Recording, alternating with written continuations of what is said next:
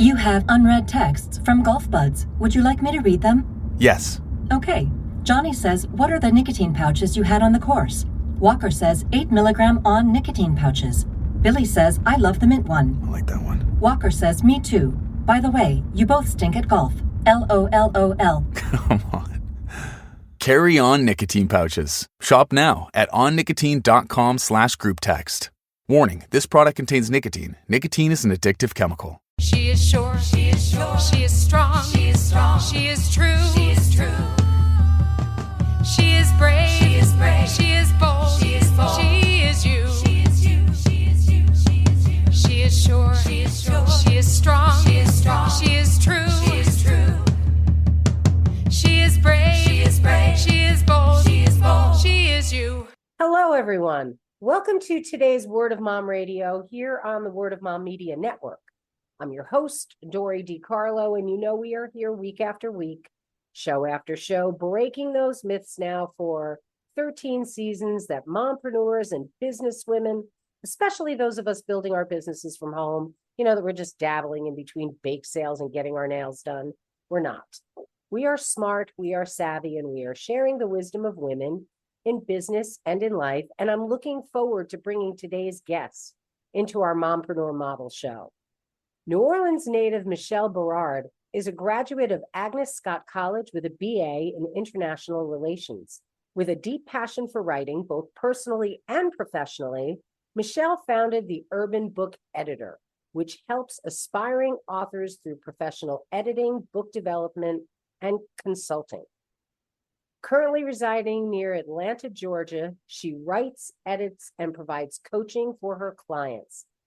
I'm looking forward to sharing more about Michele with you, and you can connect with her personally and professionally at michellebarard.com or urbanbookeditor.com. So with all that being said, Michele, welcome to Word of Mom Radio.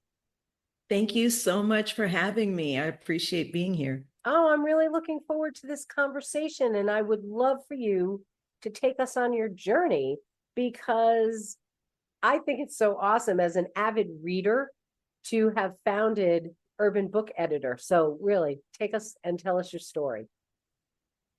Well, I was basically a reader. I actually volunteer. I love trashy novels. I should start there. I love trashy novels. I really love trashy novels. In fact, my favorite trashy novel of all time still remains The Other Side of Midnight. That's an old Sidney Sheldon. I love that book. It's terrible and wonderful, like amazingly wonderful. My mom used to read like crazy, and she had stacks and stacks and stacks of she read two things. She read trashy novels like Sidney Sheldon, and she read biographies. She loved memoir and biography. So I used to steal her trashy novels. And that copy of The Other Side of Midnight, I think I still have it in storage somewhere, because that was my favorite. One of the books that I stole from her nightstand. She just had stacks of these books. Well, fast forward to about 2011. I am divorced. I'm working, raising 3 kids, and I volunteer for a website called the Urban Book Source. And they were looking for volunteer reviewers. And so they would send me a package of books, 3 or 4 books a month. I'd read the books and write the reviews. And I wrote under my pen name, Michele Bishop. And I found myself saying over and over and over again, edit, edit, edit. What is people edit? It's driving me nuts. I remember this one book, though. I can't tell you the name of it, but I was so distressed because I'm reading this otherwise really good story. And this one word, I'm like, they're using this word completely wrong. Because I used to sit up in bed and read in the morning sometimes before I go to work. And I'm like, they're using this word completely wrong. I don't have a dictionary handy. I'll deal with this when I get to work. So I get ready for work, throw the book in the car with me, get to work, look up the word, check everything. And I'm like, yeah, this is driving me nuts. And that's when I decided to start Urban Book Editor, because it dawned on me, I'm complaining, basically. I'm saying this sucks, stop doing this, but I'm not offering a solution. So the goal was to offer urban authors in particular, because at that time, urban books were not the thing that they became. They were still kind of coming into, I don't want to say coming into the mainstream because they've never been mainstream, but they were just getting to that point where they might be taken seriously as a publishing genre. And a lot of people were self-publishing their books. A lot of people had no editors. There were a lot of people who would not edit urban books because of the content, because they were street lit. They often had high levels of violence and sexuality, especially here in the Buckle of the Bible Belt in Atlanta.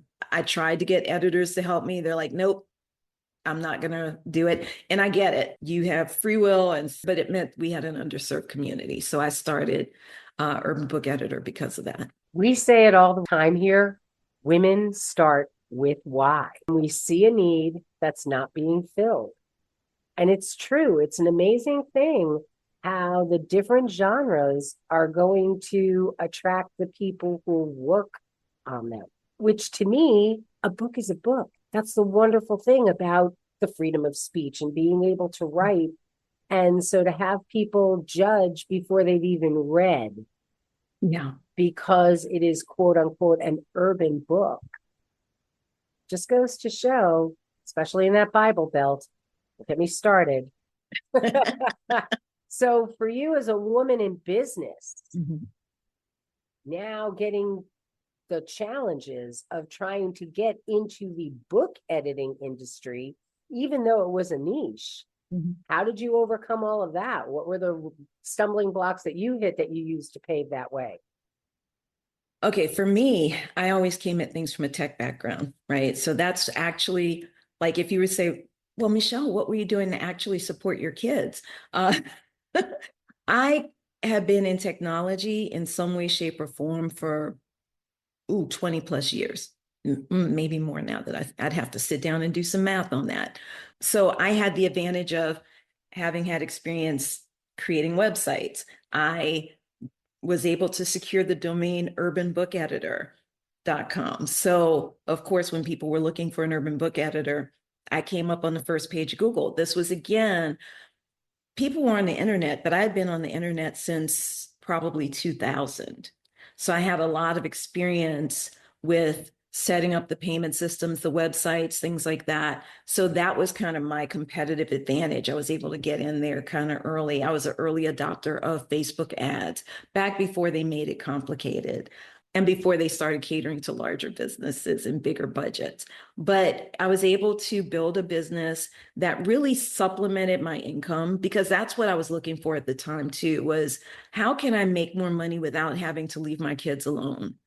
I was a latchkey kid. I know how much trouble latchkey kids can get themselves into.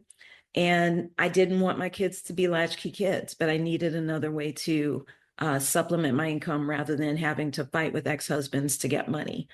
So that's what I did. We talk all the time about balance between building your business and raising your family. And I joke that their balance is an illusion. That's like control. So how did you manage juggling all the balls and keeping them in the air with your kids under that umbrella with you? Oh, wow. So the kids ranged in age. The first two have a 6-year age gap. So they were often at different schools. And the last two have a 4-year age gap. So they were sometimes at the same school, right? So it was fine until the schools, my kids were in magnet schools. And when the school district decided they didn't have an obligation to provide bus systems to get kids from their homes to the schools anymore, that's when things got challenging. That meant I was commuting sometimes. Well, Atlanta is a huge city. I know people think Southern city, it can't be that bad. Trust me. It can be very tricky. Some days we were commuting up to 2 hours, maybe 2.5 hours, trying to get everybody. I called it doing my George Jetson, you're dropping everybody off and picking everybody up in the afternoon. So it could be up to 2 hours, sometimes 2.5, depending on if there were accidents or if we had to make stops and things like that. And so I had to really structure my days, and I really had to structure my entire week. So, and I was on a tight budget because I was raising 3 kids by myself. I had some child support coming in that was helpful, but I really was, I took care of the bulk of the monies came from me. So I did things like on Sunday morning, I would wake up early, make a grocery list, make a menu for the week, make a grocery list, and then I would go make groceries while everybody was at church. Atlanta, buckle of the Bible Belt. While everybody else was at church, I'd scoot in there early. I'd go make my groceries. Then I would come home and I would cook all day so that the primary portion of the meal for the week was ready. All I had to do was put together a salad or a vegetable. That saved me a ton of time. If we took 2 hours getting home, I could let them get started on homework and all that. Get in there. I did have to have some time to decompress after, because I was a software trainer for most of that time. You put out a lot of energy as a software trainer. You have to regroup, So I would have some downtime, pull my energy back together, and then get dinner on the table. And we do our evening routine. It was important to me that my kids and I sit down to dinner together every single day. We always had our meal together. There was none of this one person eats at one time and another person gets takeout and all that. Obviously, when they got to high school and they had more independent schedules, that could shift a little bit, but every single day we ate, except maybe if a weekend we might do something odd like takeout, but I cooked every day. I made sure we had dinner together. And then in the morning, I had to have a very specific routine involving meditation. And, I had to structure things so that I could manage everything appropriately. Then after dinner and everything was over, got everybody situated, everybody was getting ready for bed, then I would go to work on my business. Again, it is the juggling act. I can totally relate to that because I had 3 different kids in 3 different sports. And I was the breakfast mom. So I would make them breakfast. I would drop them off at school. I'd go to my office. And the next thing I knew, the door was opening as they took the bus home from school. I would close everything down because now I had who had practices, who had games, who had this, who had that. And cell phones had just started back in the day where, your text, you had to do the numbers to get to the text. And I got each one of my kids a phone with 200 minutes. And they were so, yeah, I have a phone to call my friends. I said, no. That phone is for me. That phone is so I know where I'm picking you up, what field, because whomever was playing the farthest away was the one that I got picked up. The closest game is the one that I would go to and things. I said, and the first time you go over those 200 minutes, your cell phone is gone. My kids never went over a minute because they knew I never said anything that I didn't mean. That cell phone was a lifesaver. We can do it. We all have our own way of doing it, but we can do it. And it's a really cool thing that we can. So think about that, because we're going to take a quick break and say thank you to our sponsors. And then we'll be back here in just a moment on Word of Mom Radio. She is brave. She is bold. She is you. And we want to tell your story. Are you ready to share your journey with us on Word of Mom Radio? Go to wordofmomradio.com and register as a guest. We want to tell your story because when you win, we all win. In 2017, Unsilenced Voices was formed to help survivors of domestic abuse and gender-based violence worldwide. The organization currently serves Sierra Leone, Rwanda, Ghana, and the USA. In 2022, Unsilenced Voices gifted over $33,000 to survivors in the USA, and in Sierra Leone, there are over 26 young girls who have been rescued from sex trafficking and domestic abuse and now going through vocational training school in order to better their lives. We need your help. Donations are critical in order for us to continue our work. We also need volunteers to help with research and development. Please visit unsilencedvoices.org for more information. And we're back here on Word of Mom Radio. We are talking with Michele Barard, who is the owner of the Urban Book Editor. and just talking about how, as single moms, building our business, raising our families, it's one of the reasons I began Word of Mom Radio all these years ago, to give women like us a voice, because very often, let's face it, Michele, you're starting your own business and people are looking at you going, when are you going to quit this and get a real job? Yeah, you're laughing because it's like, yeah, I heard that. Yeah, feels like my life. Mhm. Crazy, isn't it? If you don't come from an entrepreneurial family and you become an entrepreneur, very often they're looking at you like, what? Come on, you're a technician. You're a software tech.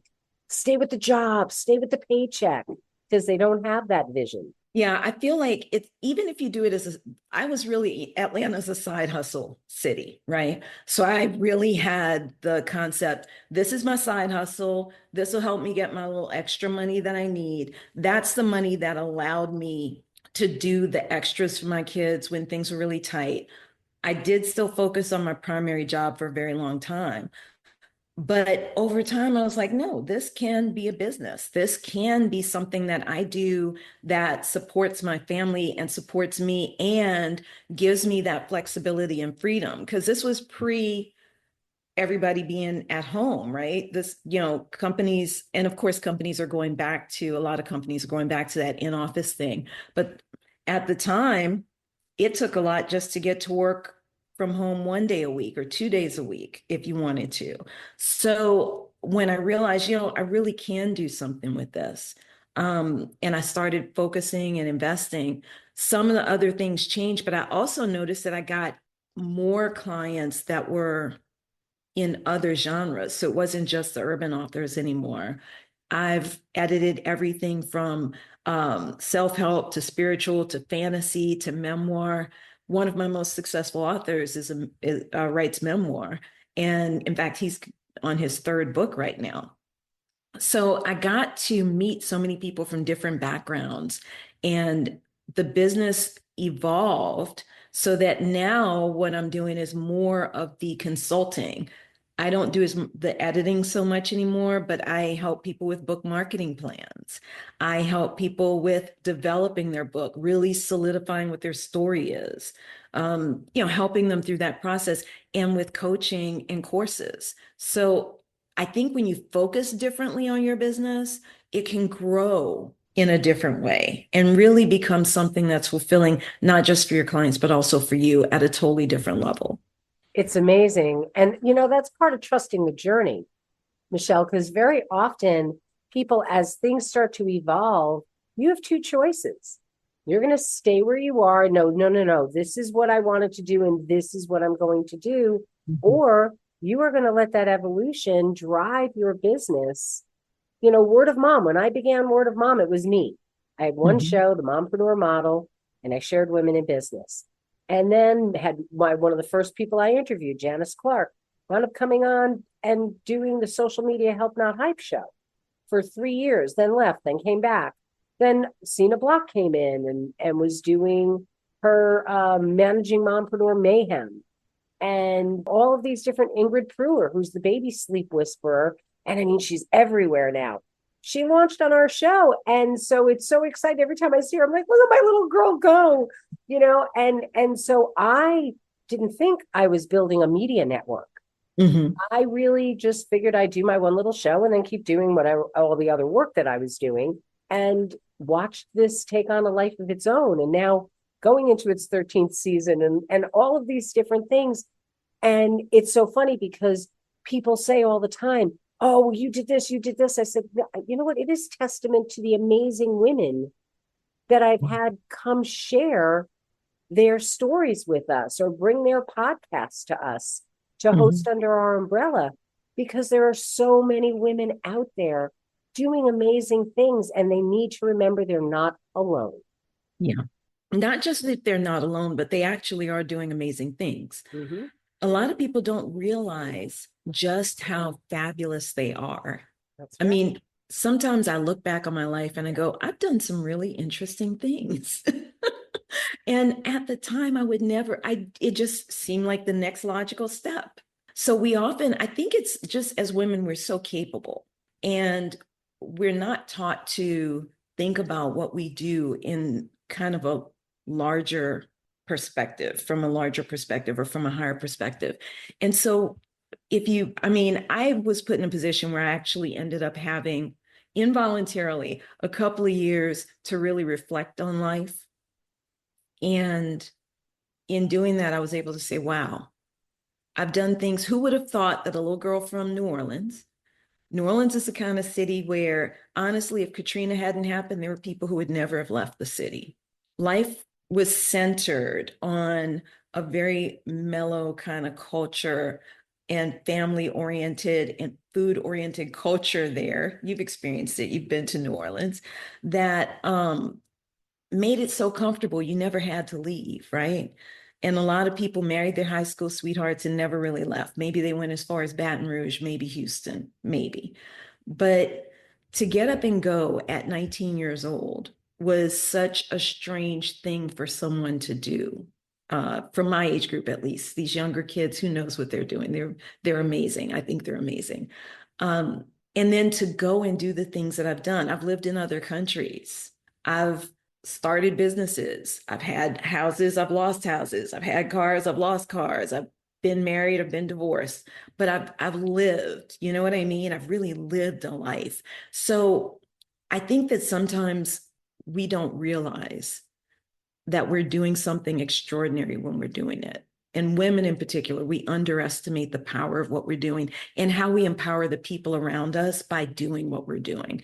Even when we fall flat on our faces, just the idea that we pick ourselves up and get going again, it inspires someone else around us. Hopefully some little girl says, oh, okay, well, maybe she screwed up, but she got back up and tried again. You know what I mean? Yes, I do. Believe me, I absolutely do. And it really is true. All of the obstacles we face, all of these things, we can do one of two things. We can let that build that wall and that's it. And it's closed us in, or we could crack those stones, pave the way and keep on going. And ultimately our roadmap is somebody else's roadmap. It's showing them that it can be done, that you can start from an idea and actually bring that idea to life, even though everybody's telling you you can't do it. And sometimes we're our own worst enemies as women, because one of the other reasons I started this show, so often women view another woman, it's like we get into that high school mentality. I can't help you. You're going to steal my boyfriend. What if they like you more than they like me? And all of these other things. I have interviewed hundreds of podcast hosts because there's plenty of people to listen. And so we have to get out of our own way. Yeah. You know, we really do, because Dr. Seuss said it right. There is no one newer than you. You know, be yourself. Everybody else is taken and it's okay. We're works in progress. It's not always going to work. It was Thomas Edison, you know, tried to make a light bulb and people, you failed 10,000 times. He goes, no, I succeeded in learning how not to make a light bulb. You know, until I figured out how to actually make one. It's again, how you deal with what you are given. So for you, what kind of advice do you want to give that mom out there that's thinking about starting that business? Okay, I'm going to tell you the thing that was a game changer for me personally. I felt like I said, at one point, all of my kids, I don't know if I mentioned this specifically, but at one point, all of my kids were at different schools. And so when I started my day, I didn't stop until, midnight, basically. And so I had to really figure out a way to kind of get my head into the right space. And that was when I started meditation. And it made such a huge difference in the quality of my life. It settled my mind. It gave me space to just be, you know what I mean? Just to settle. And that was the beginning of things really starting to take off for me. And there's so many people who get on shows and say there's something magical going on. I'm not sure if it's magic. I'm not going to go that far, but there is something about just giving yourself that time to breathe and settle and kind of settle into yourself. So the first thing that really started changing things for me was taking that time to settle in. When I started meditating every morning, and then when I started meditating every morning, I started sleeping better, which meant that I was waking up earlier, had more time to meditate, and so forth. And then after meditating, I would write. Then I would start getting ready for my day. And then the other thing that I would say is, aside from taking that time for yourself, I took it in the morning whenever it suits you. Do something that is just for you. I took time to decompress at the end of the day, especially if you're in, and like you said, most women are in helping or giving professions. I was a software trainer. I put out a lot of energy all day long, whether it was through Zoom training or in person at a client site training. A lot of energy going out, taking that time in the afternoon, or in the evening rather, to settle back down before interacting with the kids. You know, there was that trope of the husband coming home from work in the 50s and 60s and having a drink and just sitting before engaging with the family. I think that's a real thing. You don't have to do it with alcohol. You can if you want to. I'm not here to judge, but taking that time to kind of regroup at the end of the day puts you in a better frame of mind for dealing with family. It gives you time to get out of work mode and really focus on your family again. That was critical. Making a schedule. I used to tell my kids, if it's not in my calendar, it doesn't exist. So I trained my children early to give me everything that they needed to do that week or that month or whatever the schedule was that they were given. We got it into my calendar because that way I could plan. And that gives you a lot of space to breathe because you're not feeling rushed. And well, you may feel rushed sometimes, but you're not feeling like it's all chaos. Like, control the things that you can control.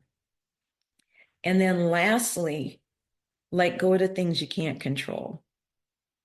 Some things you just can't control. You have no control if there's an accident on 285 and it means that everybody's got to eat McDonald's. Otherwise, they're not going to eat at all that night, or you're going to be prepping a meal at 10 o'clock because you had to go pick somebody up at theater at 9:30 and they ran late. You know what I mean? Don't beat yourself up about the things you can't control. That's really important. I think women, especially divorced women, single women with kids, we tend to take the responsibility for everything, even things that aren't really ours to carry. And we have to be willing to put that down. I can't think of a better way to end this conversation than with what you just said. I really can't. So, Michele, please let everyone know how they may reach out to you, and what would you like to leave us with? Well, first of all, thank you so much for having me on the show. And I wanted to tell you, I loved the show where you played your mom's music. That was so beautiful. My mom passed when I was very young. And even just thinking about the music she used to listen to and just the sound of her laughing, talking with her sister and things like that just fills my heart, you know, in such a way. And I can only imagine what playing her music, being able to share that with people did for you. So I enjoyed it so much. I forgot to tell you that. Well, thank you very much. That it was love from above. And it's amazing to me after all these years. I talked about it in the show. My brother once asked, "What's in it for me?" And that was years before we found her music. And for me, if I had never done another podcast, it would never have mattered, because I brought her at that point when I first aired it back in 2015. After 21 years, I brought her back to the airwaves. And now doing it this last time, and decided to just do it as a concert, not with any talking in between, of just her music. And so thank you. I'm so glad you enjoyed it. It was beautiful. I could feel the love. So I appreciated it a lot. So thank you for doing that. People who want to connect with me can, of course, go to my website, michellebarard.com. That's MICHELEBARARD.com. They can also reach me at Urban Book Editor. It's going to take you to the michellebarard.com website. I am still on social media as Urban Book Editor. That's Twitter, Facebook, all the things, all the socials. And right now, so it's beginning of the year, and I decided, because I had so much success with kind of revamping my morning routine, that I was running a 7-day challenge called Rise and Realign. And that's for women who want to really help get their mornings right so that they can kind of get set for the week, set for the day, set for the month, etc. And it was so well received by my list, I thought that I would run it again in February. So people can sign up for that at bit.ly/Rise and Realign. All of Michelle's links are going to be live on Word of Mom Radio, and I will make sure that bit link is live as well, because I hope you reach out. Getting your morning started, starting the day with focus is an amazing thing. It really gives you the clarity that you need to deal with all of the things that come up that you weren't expecting, because, let's face it, the only constant in life is change. That's the only thing that can definitely be guaranteed, that what you think was going to happen and what happens, not always. But Michele, I have so enjoyed this. This conversation could just go on and on. So I thank you for being here to share your journey. I want you got to come back as things progress and move, and different artists that you want to share with us and things, definitely bring us back and keep us up on everything that's going on. So again, well, thank you. Oh, my pleasure. I really, truly have enjoyed this conversation. And for all of you tuning in, thank you so much for being here with us. We're going to close out with our fabulous theme song from Smith Sisters and the Sunday Drivers. So till next time, this is Dori DeCarlo saying, go out and create a marvelous you. Bye for now. She is sure. She is sure. She is strong. She is strong. She is true. She is true. She is brave. She is brave. She is bold. She is bold. She is you. She is you. She is you. She is you. She is sure. She is sure. She is strong. She is strong. She is true. She is true. She is brave. She is brave. She is bold. She is bold. She is you. She is you. She is you. She is you. Sure of herself, yeah, she takes care of biz. Powerful and strong, yeah, she knows who she is. Has integrity, woman strong and true. You know her by name, see this woman is you. She is sure. She is sure. She is strong. She is strong. She is true. She is true. She is brave. She is brave. She is bold. She is bold. She is you. She is you. She is you. She is you. She is sure. She is sure. She is strong. She is strong. She is true. She is true. She is brave. She is brave. She is bold. She is bold. She is you. She is you. She is you. She is you. Adds value and hope. Has proved to be brave. See, it's never too late. Never time to behave. Reaching for dreams. Doesn't matter the age. Believes in herself. Unleashed from her cage. She is sure. She is sure. She is strong. She is strong. She is true. She is true. She is brave. She is brave. She is bold. She is bold. She is you. She is you. She is you. She is you. She is sure. She is sure.